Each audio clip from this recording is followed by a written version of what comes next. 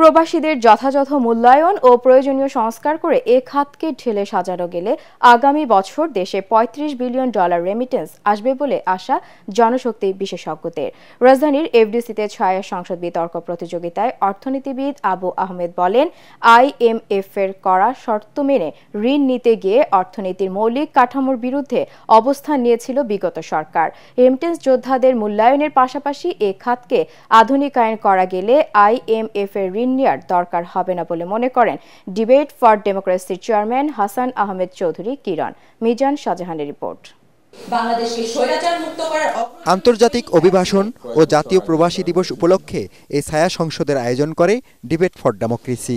অভিবাসী কর্মীদের যথার্থ মূল্যায়নে পারে রেমিটেন্স প্রবাহ বাড়াতে এমন বিতর্ক প্রতিযোগিতায় সরকারি দল ছিল শেরেবাংলা কৃষি বিশ্ববিদ্যালয়। বিরোধী দল হিসাবে সংসদে উত্থাপিত প্রস্তাবের বিরোধিতা করে বদরুন্নেসা সরকারি মহিলা কলেজ। রেমিটেন্সের 49% চলে যাচ্ছে অবৈধ হুন্ডির পথে। আমাদের সামাজিক মূল্যায়ন নিশ্চিত করতে হবে মাননীয় স্পিকার। অনুষ্ঠানের স্বাগত বক্তব্য রাখেন সিমস হেলভেটাস বাংলাদেশের প্রকল্প পরিচালক আবুল বাশার। আমাদের রেমিটেন্স প্রবাহ অনেক বেশি, কিন্তু মানুষের তুলনায় কম। যতগুলো মানুষ বিদেশে যান সে তুলনায় কম। এগুলোর জন্য আপনারা যতগুলো কারণ ব্যাখ্যা করেছেন, এগুলোই মূলত কারণ। যেমন হচ্ছে আমাদের ইনকাম লেভেলটা যদি বাড়াতে না পারি তাহলে রেমিটেন্স বাড়বে কি করে। বিতর্কের মূল্যায়ন পর্বে অর্থনীতিবিদ অধ্যাপক আবু আহমেদ বলেন, এক ব্যক্তির হাতে 10 ব্যাংকের খবরদারি দিয়ে লুটপাটের পথ তৈরি করে দিয়েছিল বিগত সরকার। IMF থেকে আমরা কত নিচ্ছি? 4 বিলিয়ন প্লাস মাইনাস। কত শর্ত আমরা মানতেছি তাদের। আর আমাদের ভাই বোনেরা যারা বিদেশে কাজ করতেছে তারা আমাদেরকে অ্যানুয়ালি $26 বিলিয়ন পাঠাচ্ছে। Only 1.5 months remittance, inward remittance, equivalent to that IMF loan.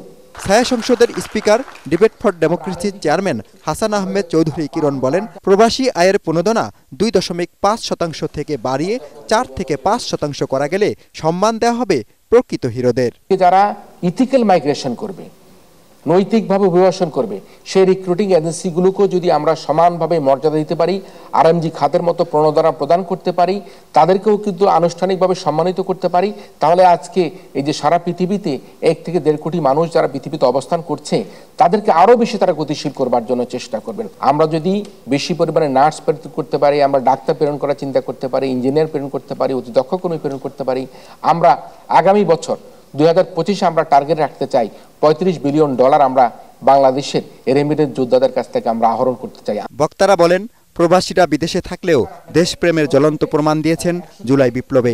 এসব যোদ্ধাদের মূল্যায়নের পাশাপাশি বাইরাকে শক্তিশালী করার দাবি তাদের। করতে পারেন 10টা ব্যাংক একটা গোষ্ঠী একটা পরিবারের হাতে। উনি আবার এই দেশের সিটিজেন না, ওনাকে কায়দা করে বিদেশি সিটিজেনশিপ দেওয়া হয়েছে। রিসোর্স ছিল, এটাই তার অপরাধ। এবং ওটার মাধ্যমে 40% আসতো রিমিটেন্স, টোটাল রিমিটেন্সের। তো দেখেন, কোনো একটা ব্যাংক খুব ভালো করতেছে, ওটা হয়ে গেছে তার জন্য কাল। আমাদের ব্যাংকগুলো, আমাদের এমবিসিগুলো সাহেবের মতো বসে থাকে।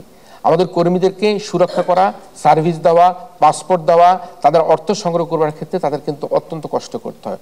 অথচ যারা হুন্ডি ব্যবসা করে তারা কর্মীর ঘরে ঘরে গিয়ে, কর্মস্থলে গিয়ে অর্থ কালেকশন করে এবং সেই কালেকশন করা অর্থগুলোকে আবার বাংলাদেশে কর্মীদের বাড়ি বাড়ি গিয়ে সে অর্থ পৌঁছে দিয়ে আসে।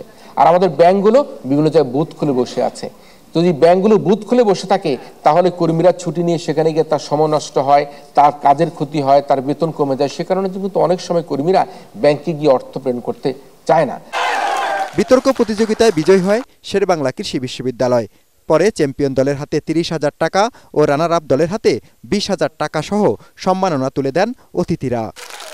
মিজান শাহজাহান, ATN বাংলা, ঢাকা।